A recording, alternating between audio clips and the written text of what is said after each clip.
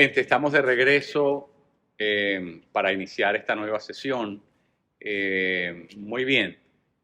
Eh, lo segundo, acuérdense que comenzamos el tiempo pasado enunciando esos dos grandes inhibidores de la cosmovisión cristiana.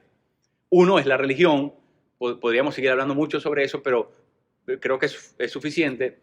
Y luego vamos a hablar del el segundo inhibidor, el segundo elemento que le hace oposición al desarrollo de la cosmovisión cristiana dentro de la iglesia, ¿verdad? Y ese segundo elemento es lo que llamamos la iglesia que se asimila, la fe se asimila a la cultura humana. Ahora, toda la cultura que nosotros conocemos es cultura humana. Es decir, en ese sentido, ¿verdad? Podemos hablar genéricamente, la fe se asimila a la cultura, porque nosotros no conocemos sino la cultura humana. La cultura divina es sobrenatural, ¿verdad? Pero la que nosotros conocemos acá es esa. Cuando uno estudia la historia de la iglesia, ustedes esto lo pueden hacer, ¿verdad? Por cuenta propia. Si ustedes agarran un libro de historia de la iglesia, ustedes van a ver, ¿verdad? Que esa historia de la iglesia no siempre es la historia de una iglesia triunfante, de una iglesia espiritual, de una iglesia, ¿verdad?, que honra a Dios, sino que al contrario, nos vamos a dar cuenta de que hay muchos episodios, muchos momentos de la historia de la iglesia en los cuales esa iglesia se pervierte, se deforma, pierde sus nortes, está desorientada, se hace presa fácil de muchas cosas y se hace el tonto útil de muchos movimientos en la historia, ¿verdad? Sí ¿qué pasa? Bueno, hay que entender, y es que la fe cristiana, ¿verdad? Es una fe que existe al interior del ser humano, pero el ser humano existe al interior de una cultura. Entonces, ¿sí me entiende? Tenemos dos elementos que están jugando y que están compitiendo unos contra los otros. Y cuando la persona llamada cristiana no tiene formación, no tiene noción de reino, no ha sido discipulada, es decir, no ha entendido lo que significa la vida bajo el señorío de Jesucristo, las consecuencias se van a comenzar a reflejar en que la fe cristiana se va a hacer cada vez más susceptible a la cultura humana. ¿Cuál es el peligro de eso? El peligro de eso es que la cultura humana no es como la cultura divina. La cultura divina dijimos que es la cultura del reino. Por lo tanto, si es la cultura divina, es la cultura absoluta. Absoluta, ¿por qué? Ya yo les dije que todo lo que nosotros llamemos eterno es absoluto, porque lo eterno significa que es inamovible, que no va a recibir variaciones, que no va a recibir ninguna transformación, que está en su estado definitivo y perfecto. Lo eterno significa que algo existe en su estado definitivo y perfecto. Por eso Dios es eterno, porque nosotros no podemos imaginarnos nada mejor que Dios. Él es la referencia máxima, es el punto de llegada, porque Él es la culminación de todo proceso. Él es definitivo, Él es, ¿verdad?, la marca última. Ahora, la cultura de Dios, el reino, es absoluto, porque el reino ya existe desde la eternidad pasada. El reino es, por lo tanto, nuestro ideal. Es nuestro ideal porque nosotros, ¿verdad?, queremos vivir en el reino, queremos vivir según el reino y por lo tanto nosotros proyectamos nuestra vida, enfilamos nuestra vida cristiana en dirección a ese destino escatológico llamado el reino de Dios. Por eso la cultura a la que nosotros respondemos, nosotros no podemos dejar de vivir dentro de esta cultura, pero no respondemos a esta cultura. Es decir, lo que estoy tratando de decir, por favor entiéndame, es que nosotros tenemos dos naturalezas, ¿verdad? tenemos la naturaleza humana, biológica, con la que nacimos, pero tenemos la naturaleza sobrenatural, divina, que es el Espíritu Santo. Bueno, según el Espíritu, nosotros respondemos a esa ciudadanía que tenemos ahora, ¿verdad? Como dice Filipenses, nosotros respondemos a esa cultura sobrenatural, trascendente, absoluta, eterna a la que pertenecemos. Pero también en lo humano nosotros estamos enclavados en una realidad inmediata y respondemos a esa realidad inmediata, es decir, la persona que es venezolano, bueno, va a seguir viviendo dentro de su cultura venezolana, comiendo lo que suele comer y, ¿verdad?, con su forma de comprender, ¿verdad?, la rutina, las cosas cotidianas de la vida. El que es peruano, bueno, seguirá comiendo lo que le gusta comer, el anticucho, el ceviche, ese tipo de cosas. Bueno, por eso forma parte de su cultura y cada uno de nosotros estamos en lugares geográficos diferentes y respondemos inmediatamente a esa cultura. Entonces, eso está bien, es normal que así sea, pero la cultura del reino existe como cultura eterna precisamente porque es la cultura que interroga y la cultura que tiene el derecho de ser alternativa ante nuestra cultura humana. Entonces, lo que estamos diciendo es que cultura divina mata cultura humana. No mata literalmente que la desecha, pero la interfiere, la cuestiona. ¿Sabe por qué? Porque la cultura a la que nosotros pertenecemos es una cultura superior. El pluralismo de la cultura posmoderna en el que nosotros vivimos nos ha tratado de vender una idea equivocada de que todas las culturas son iguales, y no todas las culturas son iguales. Hay culturas más desarrolladas que otras. Lo que pasa es que para darle cabida a todo el mundo y para que la gente no se sienta mal, decimos, ¿verdad? Todos no todos tenemos las mismas culturas, no todos somos iguales. Recientemente estaba leyendo un libro de Vargas Llosa que se llama La civilización del espectáculo y me abrió los ojos porque precisamente Vargas Llosa en su interpretación de la cultura dice, no todas las culturas son iguales.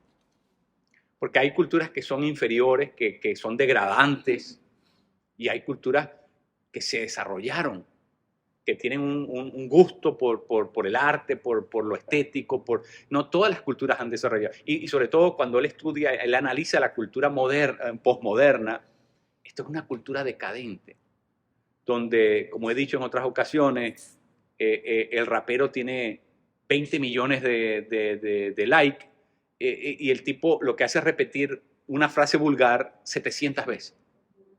Es todo. Lo que hace el tipo, lo que hace es repetir una frase vulgar, la popularizó, es un tipo que tiene una vida desbandada, trivial, enloquecida, bohemia, es un loco con billete, pero el tipo es el que todo el mundo quiere ser, se convirtió en el rol, en el modelo social que la gente quiere perseguir. Es una locura.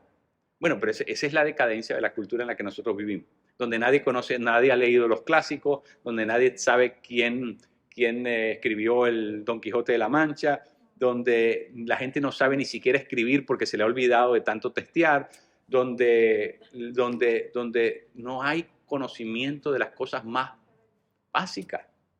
Entonces, esto es una cultura embrutecida, es una cultura mediatizada y por lo tanto es una cultura de donde no van a salir cosas buenas, porque grandes genios de la ciencia o de la literatura, del arte, de la música, salen como resultado de culturas que tienen un progreso, un avance, una visión del mundo diferente.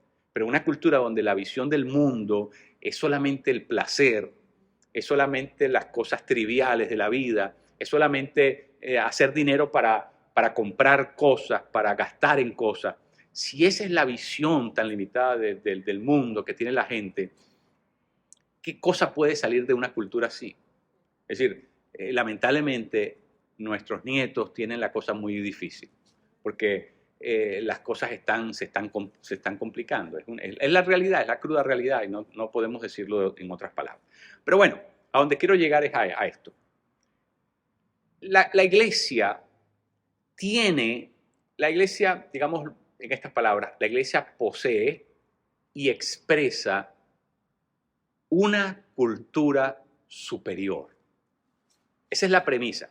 La iglesia posee y expresa una cultura superior. ¿Qué pasa si nosotros, como iglesia de Cristo, reproducimos a la cultura en la que estamos anclados, la cultura en la que estamos inmersos? ¿Verdad? Lo que va a pasar es que, bueno, nos vamos a, digamos, a actualizar, vamos a estar actualizados, vamos a estar modernizados si queremos, vamos a hacer vamos a identificarnos y la gente de afuera se va a identificar con nosotros, pero vamos a diluir el mensaje también. ¿Por qué?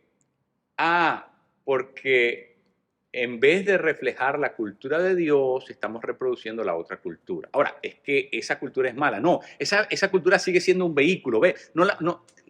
Por eso no la puedo botar, no la puedo desechar. Tengo que aprender a redimirla. Y para aprender a redimir mi cultura humana, necesito la cultura del reino.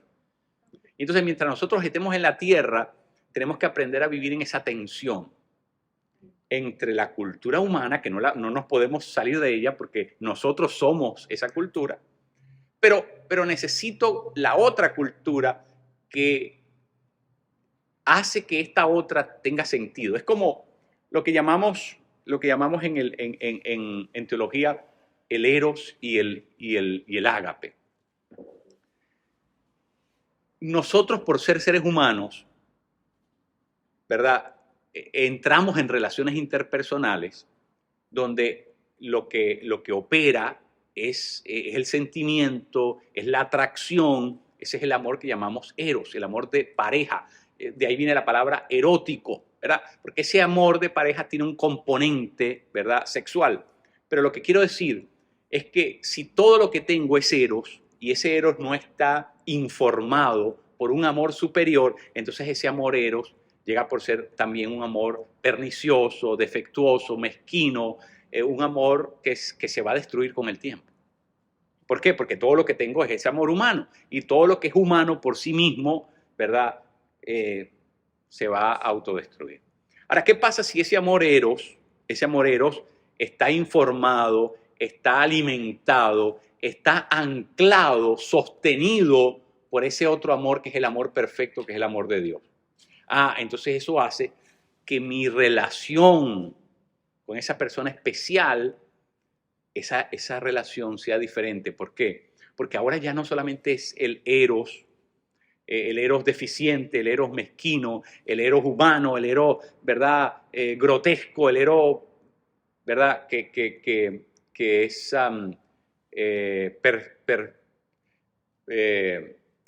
envilecible, sino que ahora ese eros está soportado.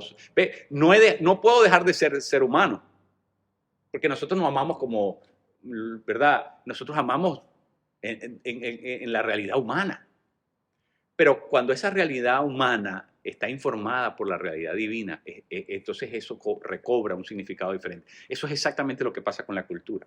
Nosotros no podemos ser desaforados de la cultura en la que vivimos, pero nosotros necesitamos la cultura divina que informa, cuestiona y de alguna manera limita la cultura humana para que yo pueda vivir pueda ser completamente humano y pueda al mismo tiempo vivir conforme a los principios del reino de Dios, a la cultura superior. ¿Ve? Necesito ambas. De la misma manera que mi ser es un ser dicotómico, dual, ¿no? Porque yo tengo la naturaleza caída, pero también tengo la naturaleza divina, que es perfecta, el Espíritu Santo. Las dos realidades viven en mí. Bueno, mientras estemos aquí en la tierra, mientras todavía el reino no se ha establecido definitivamente, tenemos que aprender a vivir en esa tensión. Pero, ¿dónde estuvo el problema del cristianismo? El problema del cristianismo es que al olvidarse del reino de Dios y sumergirse en la cultura humana, ¿qué fue pasando? Ya no tenía referencia. Entonces, ¿quién cuestionaba la cultura humana? La cultura humana fue desplazando al evangelio, porque no había reino, no había visión de reino, no había voz alternativa, no había profetismo, no había. Entonces, ¿qué pasaba? La iglesia se fue amoldando, se fue haciendo cada vez más parecida, se hizo una reproducción. ¿Por qué? Porque si solamente tienes religión y no tienes reino, eres fácilmente susceptible, vulnerable a la cultura humana. Ya no la puedes cuestionar, ya no puedes saber qué cosa de esa cultura es mala o es buena. Si todo lo que tienes es religión, lo único que va a pasar es que se va a formar lo que llamamos un sincretismo. Un sincretismo es la fusión de dos. Eso es lo que llamaríamos técnicamente un híbrido religioso-cultural, un híbrido religioso-cultural. Entonces, ¿qué pasó? El cristianismo, vamos a hacer una lectura rápida de la historia de la iglesia. El cristianismo, cuando comienza la fe cristiana, comienza en Jerusalén. ¿Y qué es lo que vamos a notar? Lo que vamos a notar es que ese cristianismo tenía un sabor judío. Era lo que llamaríamos un cristianismo kosher, ¿verdad? ¿Por qué kosher? Bueno, porque era un cristianismo sin carne de puerco, era un cristianismo, ¿verdad?, con las prescripciones judías, era un cristianismo a lo judío. Por eso estaba empapado en la cultura judía. Estaba empapado en la cultura judía. Entonces, ese primer cristianismo, el cristianismo temprano, el cristianismo de Jesús y sus discípulos, era un cristianismo marcadamente judío. Pero ¿dónde estaba el problema de eso? El problema de eso estaba en que la segunda generación de discípulos, ¿verdad?, comenzaron a ¿qué? No sabían deslindar qué era judío y qué era el evangelio, y entonces se comenzó a hacer una bola. Se comenzó a hacer una amalgama donde se fue haciendo un híbrido, un sincretismo, hasta que surge un tal Pablo de Tarso. ¿Verdad? Un Pablo de Tarso que confronta, ¿verdad?, a Pedro, que era el apóstol, y lo confronta y le dice, pero bueno, tú ¿cómo siendo cristiano? Cuando están los judíos te haces judío, y cuando estás con los judíos no están, entonces te haces cristiano. ¿Por qué vives en dos aguas? ¿Por qué? Es decir, lo que es malo y lo que es bueno. Tienes una confusión. Y es Pablo quien lo confronta, ¿verdad? Porque Pedro estaba haciendo una fórmula equivocada de las cosas. ¿Por qué? Porque Pablo, quien no solamente era bilingüe, sino era bicultural. Y por su capacidad de ser bicultural, le permitía ver cosas que no podía ver. Pero además de eso, Pablo tenía una revelación del reino de Dios importante. Una visión nítida de las cosas. Una comprensión clara de qué cosa es la religión y qué cosa es el evangelio. Y por eso Pablo es la persona que comienza a tirar las líneas, a demarcar, a hacer su demarcación, y comienza a decir, espérate, esto que está aquí, esto no es el evangelio. Esto que está aquí, ustedes lo que quieren imponerle a la gente, quieren regresarla otra vez a que se circunciden. Ustedes lo que le están imponiendo la cultura judía a esta gente que no tiene nada que ver con el judaísmo. Por lo tanto, ustedes están violando espiritualmente, ustedes están violando religiosamente a estas personas. Es Pablo. Si no fuera por Pablo, el cristianismo hubiese sido una secta judía. ¿Por qué? Porque es Pablo quien, con la visión del reino, comienza a distinguir lo que es el evangelio y lo que es la cultura. Y miren, este es el primer gran problema de la iglesia, tiene que ver con evangelio y cultura. Y este problema va a acompañar a la iglesia a través de toda su historia. Porque el segundo gran problema es el mismo problema, pero en el mundo gentil, con los gnósticos. El movimiento gnóstico. Y los gnósticos, ¿verdad? Entonces querían hacer lo mismo que hicieron los judíos. Querían agarrar el evangelio y hacerlo gnóstico. Entonces era el evangelio gnóstico, aquel era el evangelio judío y este era el evangelio gnóstico. Y no puede ser. ¿Por qué? Porque el evangelio está por encima de la cultura. El evangelio es el que norma la cultura, no la cultura norma el evangelio. Por eso Pablo dice en Gálatas, si viene un ángel y les predica a otro, no le crean. Que sea tenido por anatema. Es decir, que venga la maldición de Dios sobre esa persona, porque no hay otro evangelio, dice Pablo. En otras palabras, el evangelio el evangelio vive al interior de las culturas, pero no se alimenta de esas culturas. El evangelio está vivo por sí mismo. Y esa es la diferencia entre la fe cristiana y cualquier otra fe, cualquier otra religión en el mundo.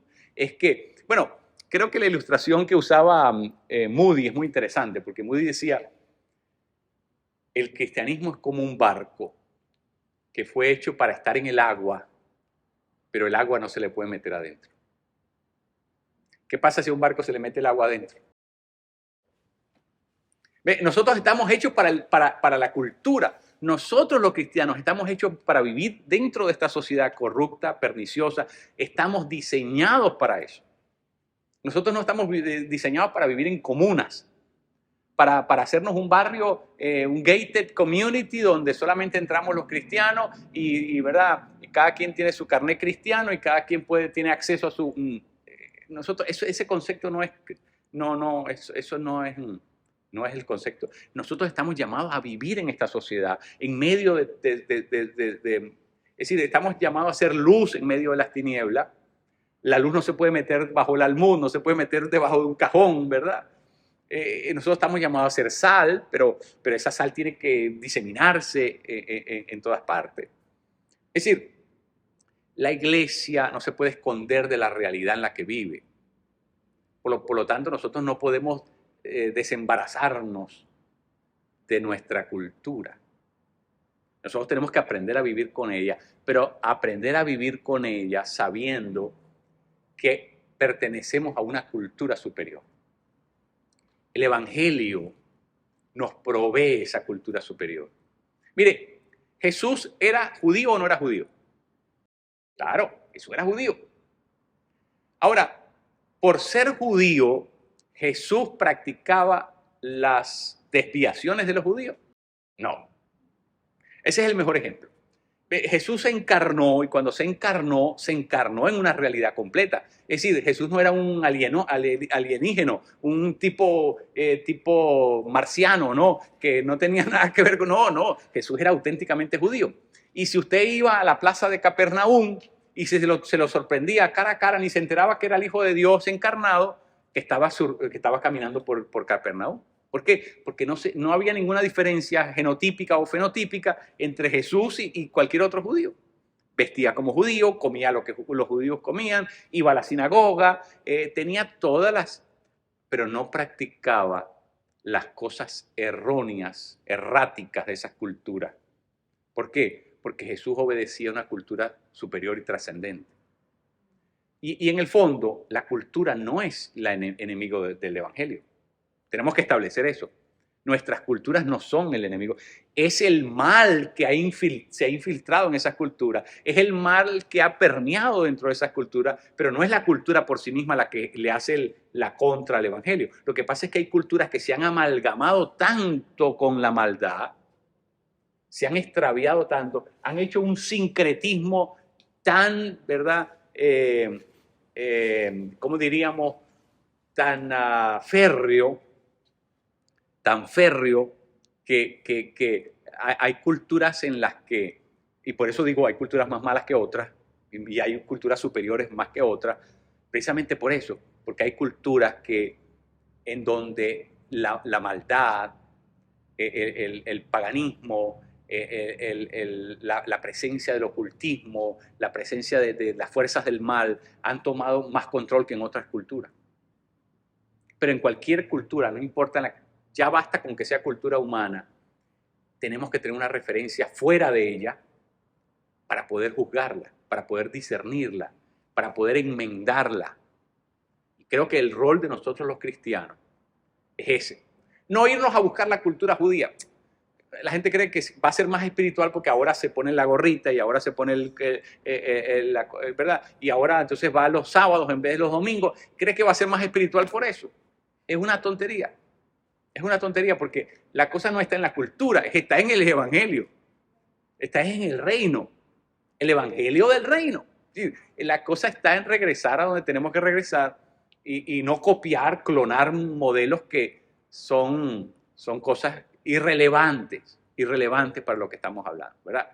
¿Por qué? Porque Jesús, ¿qué era la especialidad de Jesús? Era discernir lo que estaba en la mente y el corazón de estos fariseos, que a la vista sorprendían por su... oye, yo no creo que haya ningún cristiano en nuestras iglesias que sean tan cabales y tan impolutos como los fariseos. Ni siquiera los más religiosos, los fariseos eran, bueno, diezmaban la menta y el comino. Eran tipos tan celosos de su vida espiritual, tan celosos. Yo no creo que haya ningún cristiano religioso que sea tan celoso como un fariseo.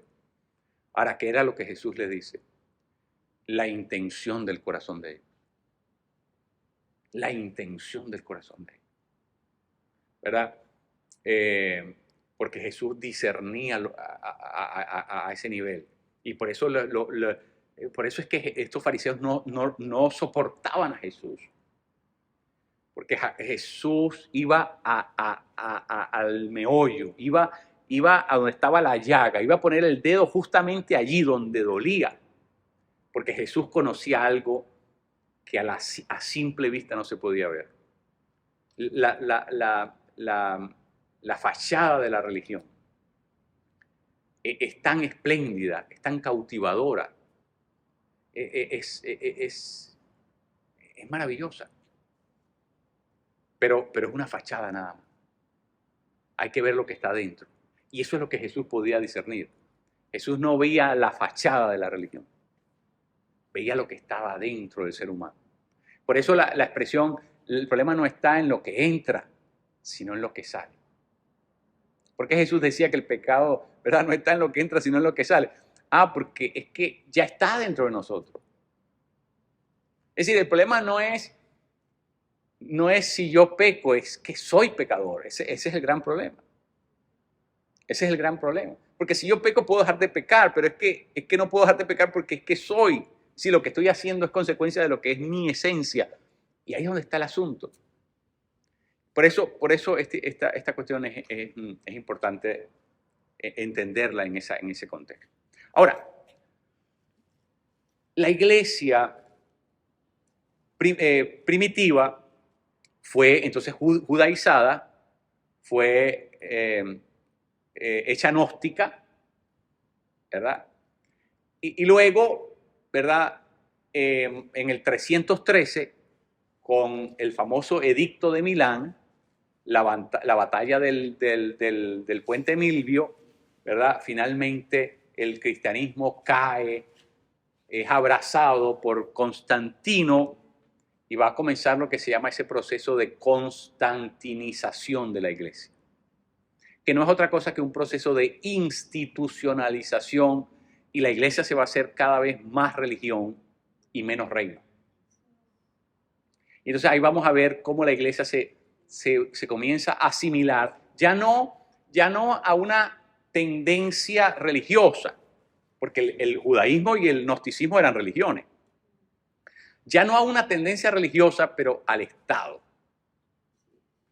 Y entonces ahí vamos a ver otro proceso de asimilación, de asimilamiento. Ahora la fe cristiana va a ser normada por el Estado. Y por supuesto, por un Estado que es el Estado romano, que tiene una cultura. Y aunque esa cultura trató de ser cristianizada, porque ustedes saben que Constantino, ¿verdad?, lo que hizo fue agarrar el calendario de las festividades religiosas romanas y comenzó a sustituirlo, ¿verdad? Es decir, si antes adoraban al dios Baco el día 13 de marzo, entonces ahora vamos a adorar a San Juan Apóstol. Entonces, las mismas celebraciones, lo que se llamaba el culto mitraico, ¿no? El culto al sol, al dios sol, que era el que adoraba Constantino, fue reemplazado ¿por qué? Por el día en que el sol llega a su plenitud, 25 de diciembre. Entonces, bueno, obviamente lo que hizo fue reemplazar, ¿verdad? Fechas por fechas, y entonces, pero realmente no fue una cultura que se convirtió, sino que fue cristianizada. Fue lo que llamaríamos un barniz, ¿verdad?, decorativo, y por eso va a haber una reacción dentro del cristianismo. Los pastores que antes eran perseguidos y ahora, ¿verdad?, formaban parte de la cúpula y antes entraban y salían del palacio real y que ahora eran parte de la nómina de pago, esos pastores estaban contentísimos. Pero hubo otros pastores que dijeron, no, esto no es lo que Dios quiere. Esto no es, nos estamos vendiendo por un plato de lentejas, nos estamos asimilando a lo que quiere que al emperador, lo que el emperador quiere que nosotros hagamos. Bueno, imagínense, el emperador tomó tanto control de la iglesia que en el 325, ¿cuánto es el 325? Si el edicto de Milán es del 303, el 325, apenas habían pasado 12 años. En esos 12 años ya Constantino tenía la iglesia aquí. Porque en el 325 se celebra el concilio de Nicea, en el cual Constantino es el que convoca a ese concilio para que la iglesia se ponga de acuerdo y no le malogre sus planes. Imagínense ustedes. Entonces, ¿qué pasó? Hubo un grupo de cristianos que se rebelaron y por eso va a surgir lo que se llama el movimiento donatista, y de ahí va a surgir también otro movimiento que es el movimiento monacal. Los llamados, los monjes, los monasterios, fueron una reacción, porque dijeron, nosotros no nos vamos a asimilar a la cultura del emperador. Nosotros no vamos a deformar el cristianismo porque este tipo, ¿verdad?, nos los esté imponiendo. Entonces ellos hicieron sus propias comunas. Concepto errado, ojo, era el concepto errado, las comunas, los conventos, los monasterios, pero por lo menos era una reacción de antipatía ante lo que el emperador quería hacer. Claro, esos monasterios posteriormente también terminaron por autodestruirse, porque, bueno, de nuevo, era un modelo equivocado. Pero los donatistas, por ejemplo, fueron perseguidos severamente. Ustedes saben que los donatistas fueron declarados heréticos. ¿Quién los declaró heréticos? La iglesia. ¿Pero cuál iglesia? La iglesia que estaba con el gobierno, ¿verdad? Porque cuando uno está cuando uno está con el gobierno, entonces uno es parte de la oficialidad. Y lo que queda por fuera, entonces es herético o es, ¿cómo se llama?, antirrevolucionario, o es todos esos nombres que se le dan a las cosas que ya no encajan. Y como los donatistas no encajaban, ¿verdad? Porque los donatistas desafiaron la autoridad del emperador. Y se limitaron a llamar a Cristo, solamente a Cristo Kyrios, solamente a Cristo Señor. Entonces comenzaron a ser sofocados, perseguidos, y bueno, hasta que desaparecieron. De hecho, no fue el Imperio Romano que los hizo desaparecer, sino en el siglo VI la llegada de los musulmanes, que barrió con todos esos territorios, sobre todo en el norte de África, que estaban bajo el control de estos cristianos donatistas. Otro tema, pero bueno, el caso, y por último, es que durante ese periodo de la antigüedad, entonces es lo que vamos a llamar el cristianismo imperial. Un cristianismo que tiene el apoyo del Estado, pero un cristianismo que no puede hablar mal de la mano que le da de comer. Entonces el cristianismo se amordazó. ¿Por qué? Porque si se hablaba mal del imperio o de los intereses del emperador, o si se rebelaba contra eso, bueno, le cortaban la regalía, las partidas de dinero, dejaban de construir catedrales. Y entonces, ¿qué pasó? Ese cristianismo era un cristianismo, ¿verdad?, que se suscribió incondicionalmente a los intereses del imperio. Y de ahí es que va a surgir lo que vamos a llamar posteriormente la iglesia romana. ¿Por qué se va a llamar católica romana? Porque esa iglesia aducía ser de carácter universal, pero qué curioso, al mismo tiempo romana. Es un poquito paradójico, ¿no? Es decir, como era universal, era de todo el mundo, pero al mismo tiempo era romana. Entonces, ahí por sí mismo hay un sincretismo, una fusión de dos cosas que no se comparten. Pero bueno, En la Edad Media, ¿qué sucede? Cuando el Imperio Romano cae en el 476 de la era cristiana, ya Roma había sido tomada por los vándalos en el 410. Por eso San Agustín de Hipona escribe su famosa obra, lo que se llama La ciudad de Dios, que era una refutación, porque los paganos que vivían los paganos que todavía vivían en el imperio decían que Roma había caído en manos de las tribus bárbaras porque los dioses cristianos eran dioses deficientes. Era un dios, ¿verdad?, raquítico, un dios, un alfeñique que no le pudo hacer frente a los dioses de las tribus paganas.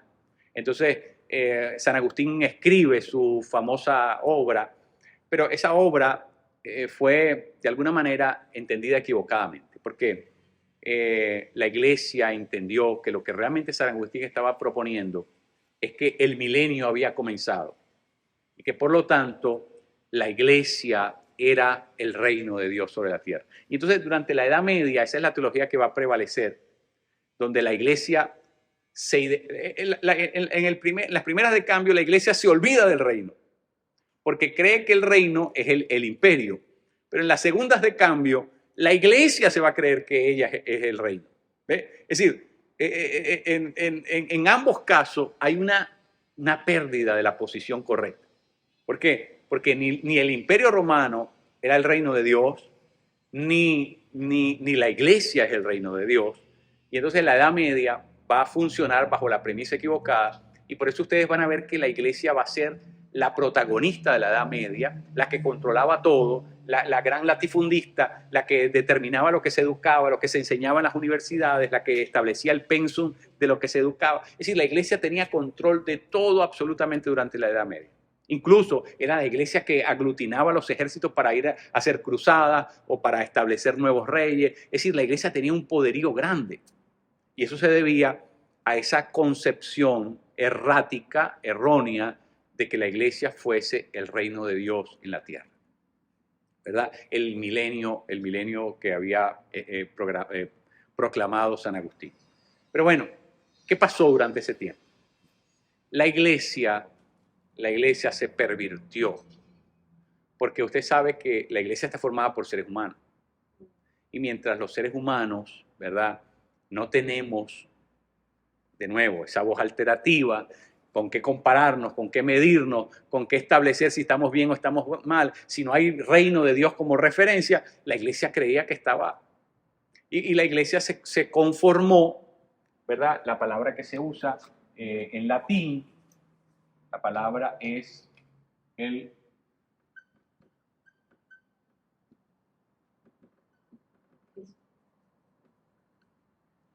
corpus Christianum.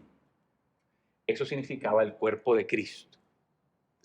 Toda Europa, antes de llamarse Europa, se llamaba el Corpus Christianum, porque todos esos países que habían sido arrebatados al Imperio Romano por estas llamadas tribus bárbaras, ustedes saben que las tribus bárbaras comenzaron a invadir ya en los 300, en los años 300, los suavos, los galos, los francos, los sajones, los vándalos, los vandalús, que son los andaluces posteriormente, ahí en Italia, los lombardos, y bueno, muchas otras tribus que comenzaron a llegar a Europa y a tomar control de toda Europa, y dividieron a Europa en pequeños reinos. La iglesia tuvo la capacidad de poder traer todos esos reinos y cristianizarlos. Yo no diría evangelizarlos, pero yo diría cristianizarlos. De hecho, la razón por la que digo que no los evangelizó, sino que los cristianizó, es porque precisamente la Edad Media va a ser conocida como la Edad Oscura.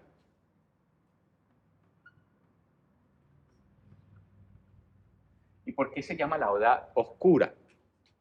Porque el cristianismo se mezcló con todos estos mitos, leyendas, tradiciones, fábulas que habían traído esas tribus bárbaras, se mezcló el cristianismo con eso. Y entonces, ¿qué formó? Formó un sincretismo, ¿verdad?, completamente deformado. Y por eso es que vamos a ver los monasterios, vamos a ver prácticas criptocristianas, vamos a ver el ocultismo mezclado, ¿verdad?, sincretismo en todos sus niveles. Vamos a ver una cosa desastrosa. Y por eso, hacia fines de la Edad Media, cada vez se hace más necesario una reforma. ¿Por qué? Porque, bueno, la iglesia está en un estado tan decadente, la iglesia se ha envilecido tanto, la simonía, la venta de favores, de los bienes de salvación, los sacramentos, se comercializó. Bueno, había una decadencia a tal punto que se hacía necesario una reforma. Entonces, es así como surge la reforma del siglo XVI, la reforma protestante del siglo XVI. Y esa reforma no es casualidad. Esa reforma trata de comenzar por redefinir qué cosa es el Evangelio y qué cosa es la tradición. Muy interesante, porque la reforma es un regreso a las Escrituras. Porque, ¿qué pasaba? Que la iglesia se alimentaba en aquel momento más de la tradición que de las Escrituras. Ahora, ojo, la tradición tiene algún tipo de valor, ciertamente la tradición tiene algún tipo de valor. Tampoco podemos de nuevo botarla toda y decir la tradición no sirve. No, hay cosas de la tradición que son valiosas, pero el problema es que la tradición y el evangelio en la Edad Media eran asuntos que iban en direcciones completamente opuestas. Entonces, ¿qué pasó? Que la reforma es el regreso a las Escrituras. ¿Para qué? ¿Qué querían los reformadores con eso? Establecer que no era la cultura, la tradición, la que determinaba cómo vivía la iglesia, sino eran las Escrituras, la norma de la iglesia. ¿Verdad? La norma, como decía Lutero, la norma que norma, es decir, la norma que es definitiva sobre cualquier otra norma. Y entonces, por eso, ya no eres el derecho canónico, ni es la tradición de la iglesia, sino, ni tampoco el corpus cristiano, ¿verdad? Ni es la cultura cristiana. Es decir, lo que determina cómo vive la iglesia es solamente las Escrituras. Y por eso la expresión de Lutero es sola Escritura. Sola Escritura significa que la única referencia como la iglesia tiene que vivir son las Escrituras. ¿Por qué? Porque el barco se había llenado de agua, ¿verdad? El barco estaba allí para vivir en el agua, pero no para que el agua viviera dentro del barco. Y eso es lo que había pasado. Durante la Edad Media, el barco se llenó de agua. Y los reformadores tratan de sacar esa agua y decir, si vamos a vivir por alguna cosa, vamos a vivir en función de las Escrituras. Y regresan a las Escrituras, ¿verdad? Pero bueno, ¿qué pasa? También vamos a ver que después de la Reforma, especialmente después de la muerte de Lutero y de Calvino, va a comenzar un periodo dentro de las iglesias históricas, las iglesias reformadas, la iglesia luterana, que se va a llamar la escolástica protestante. Y por 100 años los protestantes estuvieron envueltos en las tonterías más grandes que se puedan imaginar. Así como hubo una escolástica católica, hubo una escolástica protestante que acabó con la iglesia. Y entonces, producto de que estas iglesias que habían sido los paladines y los pioneros de un movimiento de reforma, estas iglesias fueron reemplazadas, secundarizadas, fueron dejadas atrás por otros movimientos que surgieron al interior de estas iglesias, que eran movimientos de reforma, de renovación, que se abrieron al Espíritu Santo, que tenían una visión diferente de la iglesia. ¿Qué es lo que estamos aprendiendo de todo este proceso? Que cuando quieres ser la iglesia de Cristo y no tienes la referencia del reino, vas a terminar en lo mismo que criticaste, vas a terminar en lo mismo que criticaste. La iglesia muchas iglesias reformadas terminaron exactamente haciendo lo mismo que la iglesia había hecho 100 años antes de que ellos se levantaran y exactamente. Se hicieron parte de la cultura, se hicieron parte de eso, ¿no? Usted va a Inglaterra el día de hoy y va a ver qué cosa es la iglesia anglicana. Y la iglesia anglicana es todo y nada. Porque es lo mismo que está pasando en la iglesia romana y en cualquier otro de los países católicos. Es decir, es una iglesia de la cultura, de la gente, pero no prescribe nada, no dice nada, no tiene nada que ver con la vida espiritual de nada. Es solamente un rito gigantesco que decora, un elemento ornamental. Yo he estado en los países escandinavos, donde el luteranismo fue en algún momento la fe del Estado. Y esas grandes catedrales faraónicas solamente son lugares para hacer conciertos de música clásica, ni siquiera música cristiana, música clásica, y lugar para ir a tomarse una bonita foto. Es todo. Se murió lo que estaba vivo, lo que una vez estuvo vivo. ¿Sabe por qué? Porque no es suficiente, ¿verdad? Cuando nosotros queremos alinearnos sin tener referencia. Cuando no tenemos la voz que nos habla, que está por encima de nosotros, la voz superior, la voz autoritativa, cuando la iglesia pierde eso, la iglesia se corrompe como cualquier otra cosa. Se hace un negocio como cualquier otro negocio, se hace una corporación como cualquier otra corporación, se hace una institución como cualquier otra institución, se petrarquiza, se fosiliza, se anquilosa. Conclusión, la iglesia no puede ser la iglesia sino en presencia del reino. Cuando la iglesia trata de ser la iglesia y no tiene el reino de Dios como referencia, la iglesia se va a desfasar, se va a anestesiar, se va a plegar y va a terminar en lo que estamos estudiando, que es lo que llamamos el proceso de asimilamiento. La iglesia se asimila a la cultura, se hace un instrumento más de la cultura, ¿verdad? Yo nací en América Latina, me crié en América Latina, el crucifijo estaba en todas partes.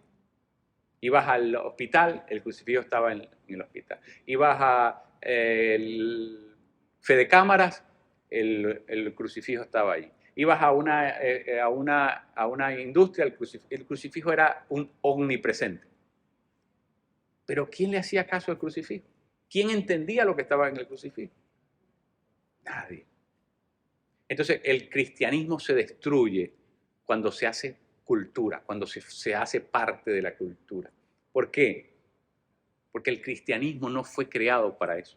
La fe cristiana no fue creada para hacerse parte de la cultura, sino para hablarle a la cultura, para ministrar a esa cultura, para redimir a esa cultura, para que esa cultura llegue a ser. Esa es la visión del reino. Fíjense, no estamos hablando del alma de las personas, es decir, son personas que viven al interior de esa cultura, pero nuestra responsabilidad no es solamente con la persona, a solas, a secas, aisladamente, porque esa persona no es una persona aislada, ni a secas, ni a solas.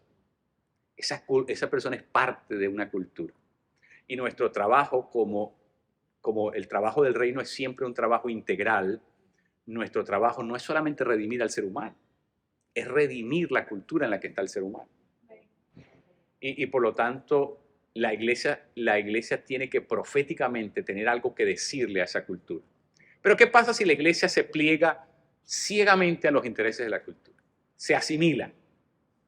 Bueno, mire, hay iglesias el día de hoy que están tan americanizadas que realmente son, yo diría que son una expresión viva de ni siquiera de la cultura americana, una expresión viva del liberalismo americano y del Partido Demócrata. Es decir, son el megáfono que usa el liberalismo americano para promover sus ideas. Y usted ve iglesias que afuera dice iglesia cristiana, como se llame. Y tiene una persona que se identifica como pastor, pero realmente todo lo que están haciendo es reproducir, consciente o inconscientemente, la cultura extraviada, perniciosa, secularizada en la que estamos viviendo. ¿Verdad? Hay algo que necesitamos deslindar. No es lo mismo la secularización, no es lo mismo el secularismo que la secularización. Son dos cosas diferentes. Por ejemplo, secularizar, la iglesia tiene que vivir separada del Estado. Porque si la iglesia y el Estado son una misma cosa, ¿qué pasa? Se desvían porque por eso la iglesia tiene que secularizar. El problema no es secularizar, el problema es el secularismo. Es decir, el problema no es que la iglesia se separe, deslinde, demarque su territorio, porque la iglesia no puede ser controlada por el Estado, la iglesia no puede ser controlada por los que tienen dinero, por lo tanto la iglesia tiene que, esa es una sociedad secular, en la que incluso la iglesia ni siquiera debe estar gobernada por una jerarquía religiosa, debe estar gobernada por el laicado. Es decir, que en ese sentido nosotros creemos que la secularidad es importante. Pero el secularismo lo que es malvado y perverso. ¿Por qué? Porque el secularismo ya no es deslindar la iglesia del Estado, es sacar a la iglesia y reemplazarla por el Estado. ¿Ve? El secularismo es cuando la iglesia ya es innecesaria. El secularismo es cuando la iglesia, no, tu fe es para la vida privada. No me la trates de imponer, no me la trates de usarla prescriptivamente. Si a ti te gusta, en privado.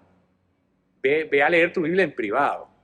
Es decir, eso es sacar a la fe de la arena pública.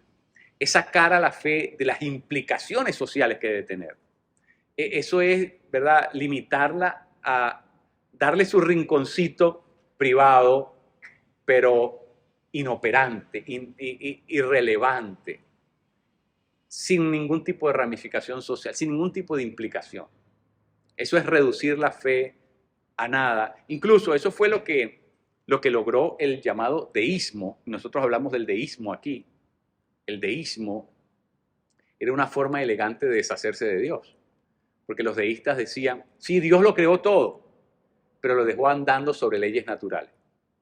En otras palabras, nosotros lo único que podemos es interpretar las leyes naturales, ¿verdad? Pero Dios ya no se mete con esto. Y por lo tanto, aunque Dios creó y existe, ya Dios no se envuelve más. Entonces, es una forma elegante de decir, olvídate de Dios, que aquí lo único que hay son leyes naturales. Y tenemos que abocarnos a vivir en función de ella, porque ya Dios se desentendió de nosotros. Es decir, Dios dejó el mundo andando, como una persona que le da vuelta al reloj y lo deja andando porque ya le dio cuerda, ¿no? Entonces, de alguna manera, esa es la visión del deísmo. El deísmo es un proceso acelerado de secularismo. Secularismo. Es diferente a la secularización. Pero yo sé que la línea es muy fina y a veces las podemos confundir. Y puede ser incluso peligroso cuando las confundimos, porque no significa una cosa lo mismo que la otra. Los donatistas estaban reclamando la secularización. La iglesia no puede ser gobernada por ningún emperador, porque la iglesia ya tiene su emperador. La iglesia ya tiene su Kyrios, y por lo tanto no puede tener dos, porque no podemos servir a dos señores. Y entonces cuando la iglesia comenzó a tener esa visión, creo que quería Constantino. Constantino quería que la iglesia fuera la religión del Estado. ¿Y qué pasa cuando la iglesia es la religión del Estado? Se pervierte. Porque la iglesia no puede tener dos señores. O obedece a Constantino o obedece a Jesús. No puede obedecer, no pueden mantenerlo a los dos contentos, ¿verdad?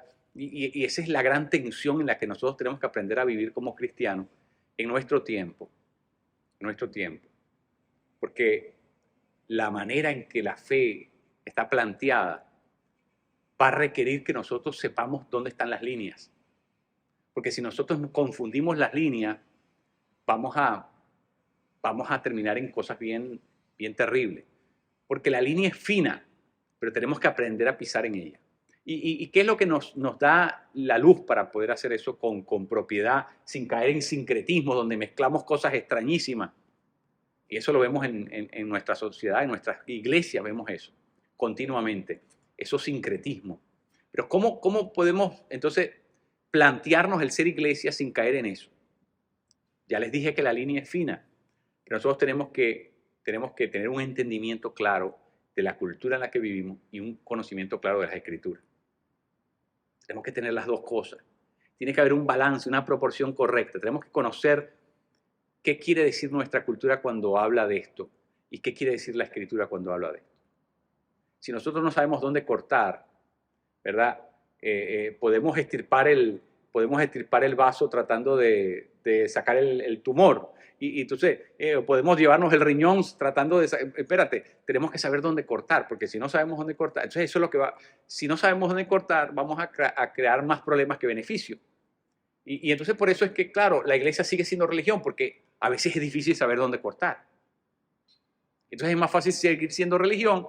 Y bueno, por lo menos tengo a la gente en cosas piadosas y en cosas nobles, aunque no me envuelva socialmente y aunque no tenga ningún impacto en lo que está pasando en la sociedad en la que vivo, pero por lo menos no estamos fumando droga, por lo menos no estamos promoviendo cosas malas. Bueno, sí, pero ¿qué pasó con el reino? ¿Qué pasó con el reino de Dios? El reino de Dios quedó entrampado, quedó olvidado, quedó confinado a una utopía, en algo escapista, en algo para después de la historia humana, en algo que no tiene competencia con lo que vivimos aquí. Y eso es terriblemente peligroso. Es decir, es tan herético una cosa como la otra, lo que estoy tratando de decir. Es tan herético una cosa como la otra. Pero bueno, en conclusión, como ustedes se dan cuenta, el reino es nuestra referencia. Y eso es lo que vamos a hacer en las próximas sesiones. Vamos a comenzar a hablar del reino como referencia para poder organizar la vida de la iglesia. Porque a nosotros, por último, lo que nos interesa es que la iglesia se recobre su vigor, recobre su norte, recobre su identidad legítima, verdadera, auténtica. Entonces, nuestra preocupación realmente en este momento, más que pensar en cómo cambiar el mundo, es cómo cambiar la iglesia. Porque si no cambiamos a la iglesia, pues no tenemos ningún chance de ir allá a hacer nada. Entonces, por eso en las próximas sesiones nos vamos a dedicar a eso. Vamos a hablar de cómo reorganizamos la cosa por dentro a partir de esa premisa importantísima, indispensable, que es el reino de Dios. Entonces, a eso le vamos a entrar luego. Bueno, gente, cuídense mucho, que el Señor les bendiga. Nos veremos en la próxima sesión.